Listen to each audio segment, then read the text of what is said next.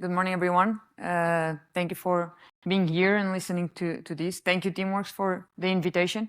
So I'm gonna, in the next 10, 15 minutes, go a bit inside what we do in Sport Lisboa Benfica. For those who don't know, it's a club based in Lisbon, okay, Portugal, which is the other side again. And I'm gonna talk about leveraging the AMS to connect and communicate. So first of all, I'm gonna go a bit on our context so you can understand the rest of the presentation. I'm then gonna show how did we go from the ground up to where we are now. So how did we have our own internal AMS system, and we still have, but how did we get Teamworks AMS to partner with us and build all we have today, still using our internal AMS system, but in a different way, and I'll show you in a bit. Our day-to-day workflow, then understanding how do we use everything that we do in communication and in the decision-making process, and then how do we fit the player in, and maybe answering a bit of what was asked in the last presentation, how do we get the player to buy in to all what we do, and it's a taxing process, but I think we are like every season getting the players buying a bit more and a bit more, so that's good. So a bit of our context. Benfica is a multi-sport club, okay? As you can see by the pictures, we have multiple sports. We have women's and men's, youth and professional football teams, football players, and football here is soccer. I'm sorry, but I think it's hard to change now, so we'll go with football. Some are based in Lisbon, some are based in the training camp, like 30 minutes out of Lisbon. Then we have 5 indoor sports, men's and women's, youth and professional again. And that's our rink hockey team, handball, volleyball, basketball, and futsal. Okay. And then we have rugby, and we have some like Olympic project sports. So track and field, judo, some more, but these are the, not, I wouldn't say most important ones, but the ones that have the most highlight from the club and from the country in the Olympic sports as well, in the Olympic Games as well. So inside every sport, inside every team, there are multidisciplinary teams, and I will go a bit in depth in the next slide about that. But for you to understand, every team will have a support team. Every player inside the team will have a support team, and that team includes sports scientists, strength and conditioning coaches, physiotherapy, nutritionists, medical area, etc., etc. And with this, as you can imagine, there's a lot of data flowing. We collect a lot of data. Players go through a lot of tests, monitoring, and that means a lot of numbers flowing.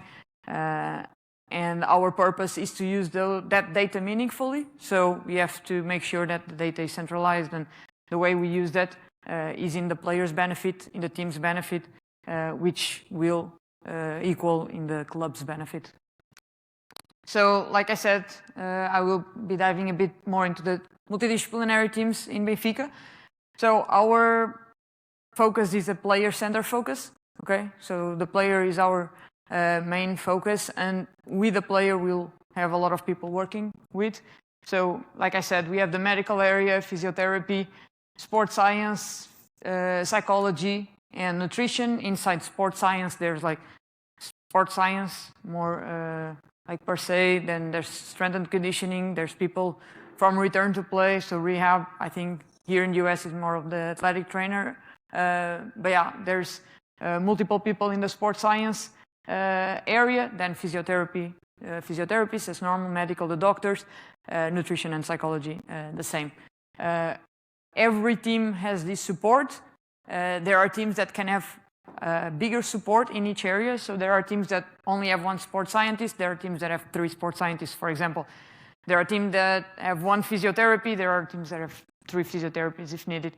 So it depends a lot on the professionalization of the team, in the schedule of the team, if it's a team that plays Champions League, if it's a team that only plays domestic competitions, and how important that team, that sport is for the club.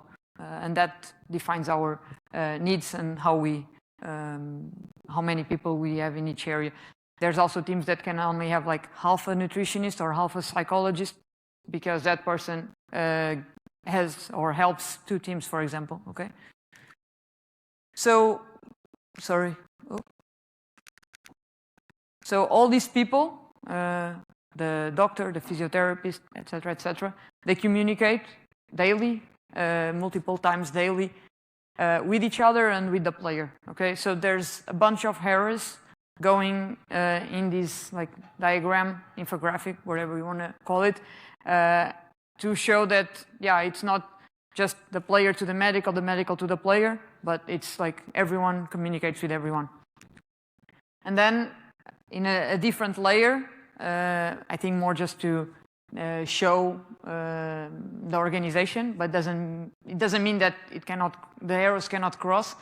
We'll have our multidisciplinary team as a whole and our coaching staff. That doesn't mean that the psychology doesn't talk directly to the coaching staff, of course, but here you can have an understanding of how we work. So player-centered, multidisciplinary team, and that makes our health and performance department, those 5 areas, and then coaching staff. Okay. So from the ground up, and I'm going to show you how we implemented Teamwork's AMS. We had and still have our own internal AMS system. It's called Sport Sub. We were using it for a lot of things. We were not getting the answers that we needed, so we had to outsource. But that system is very valuable to us still. So we made a way to connect that with Teamwork's AMS as well. So I'm going to put the dates here. I think it helps understanding how this was a complex and a long process. The point that we are now is good, and we'll keep evolving, but I think it gives you an idea on how this went on. So in November 2022, 3 years ago, 2 to 3 years ago, we had the first meeting between SL Benfica and at the time Smarta Base. Then in January 2023, from one to the other, we decided to go with Teamworks. January 2023, so a month and something later, we started doing the Sports Hub configurations and integrations. So Sports Hub is our internal AMS system. It's where the players are created. It's where the teams are created. It's where the team managers fill out players' information, teams' information, competitions' information, like the draws, which team is playing with which team, all that. So all the calendar, all the players come from our internal AMS system. Okay, so all those configuration and integrations had to be made.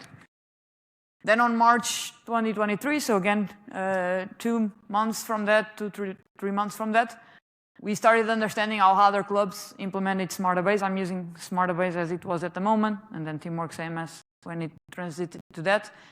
So we had talks with Antwerp, and in this case with Peter. It was a big help. We also had talks with Arsenal. So we tried to reach out to the clubs that were using the platform or the tool for a significant amount of time, because we were new to that. We had an idea what we wanted, but we wanted to understand how other clubs were doing and were using the tool. And we got some ideas, and that helped us define the rest of the plan, make roadmaps, and understanding how we were going to go from that. So on May 2023, it was when we started building the first forms, dashboards, and integrations, along with staff onboarding and trial with some players. So football season in Europe goes from like June, July to May.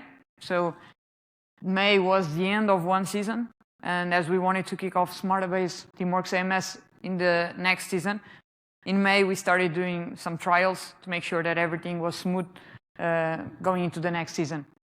First forms include like wellness forms, RPE forms, dashboards, the same. Some integrations, the first ones were like Catapult integrations and Sports Hub integrations, of course. Staff onboarding is something that's very important for us. We have around like 40 sports scientists working in Benfica, from indoor sports, from football, from track and field. So we had to make sure that like the things that were the same for everyone was doing the same way as a standardized procedures.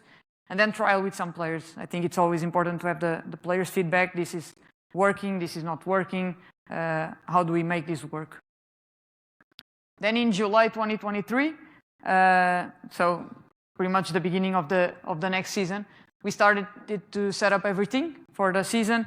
This meant uploading all the teams that were gonna start with Teamwork AMS, making sure that all the forms, all the dashboards were ready to go.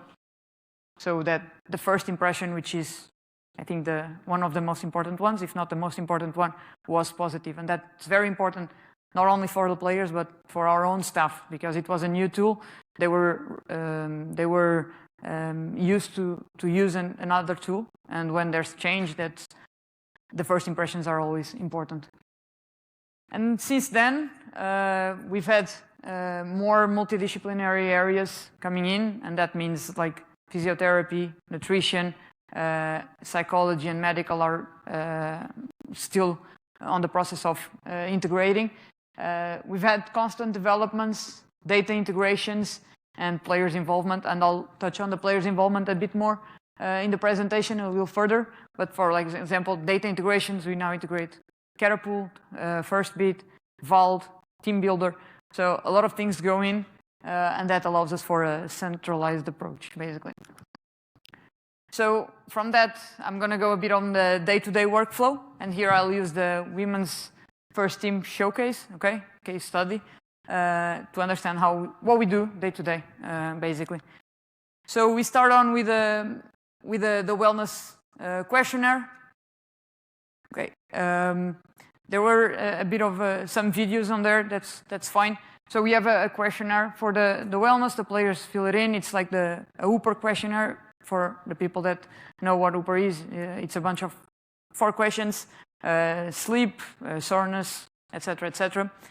We have a body picture where players can actually select if they have like soreness in specific areas, pain, whatever. There's a comment section they can add, and we also included some like menstrual cycle tracking there. Okay, so we just ask the players if they're menstruating or not. And what are their symptoms. Okay, it's not like we can track the menstrual cycle by that, but we can understand already a few things, and that helps us on the decision-making process during the day, during the month, during the season.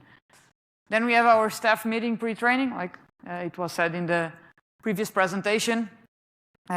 We understand if there are players that need to be taken care differently than what was planned. We talk with first the multidisciplinary team, then the coaching staff. The adaptations that need to be made are made, and we go on to the rest of the day. So then we have a pre-training activation. There was a nice video there, but we'll have a video in the end, which is also nice. So pre-training activation means gym before the pitch, and this gym is not like a hard gym. We'll usually have that after the training, but just prepping for the session. And the prepping always depends on what the session is going to be. If it's like small-sided games, if it's like large pitch areas, that will affect on what we do in the pre-training activation. Then we have the pitch training, and after that the gym post-training. Okay, and that we do a bit more work. So pre-training activation usually takes from 15 minutes. Depending on the match day, we might do some like monitoring, like some counter movement jumps, some 10-5s prior to. Usually on the match day -1 we do that. Gym post-training, we also do some monitoring as well. Then we go to data analysis. That is some of our dashboards. I know you can't understand what is there. It's not relevant at the moment. But we have everything connected with Power BI. So we use Teamwork AMS dashboards, but we also have Power BI to some reports to have some more complex or different analysis that we need to do. And then we end the day with a staff meeting post-training, understanding, okay, how was the day, what went well, what didn't went well, what didn't go well, and how are we going to plan the next day. So down to communication and decision making. Everything we do, or that's our intent, that everything we do is based on a performance question. So we don't collect data by the sake of collecting. We know what we want, and knowing what we want, we then collect the data that we need to answer to that question. So it all goes back to a performance question. What we want to do and what we're going to collect and analyze that will help us answer what we want to do. So after having the performance question, we go to data collection, data analysis, data interpretation, and the decision making. And after this decision making, we reflect and we understand, okay, do we want to go back in the circle and keep on collecting the data? Or do we want to redefine our performance question? So this is more or less our cycle, okay? This is how we define what we want to do next. And it's been working well since then. And I think that's how we're gonna keep doing that. So almost finishing here, touching in a crucial point, in my opinion, which is the player buy-in, and maybe following up on the question from the previous presentation. Our players have these 4 apps installed on their personal phones, and I wanted to make sure that I said personal phones. So we are lucky that there hasn't been a problem with that. The players have been quite forthcoming, but they have Microsoft Authenticator because they have emails from the club, and for them to authenticate to Teamwork AMS, to StatView, and to Team Builder, they use the club's emails, okay?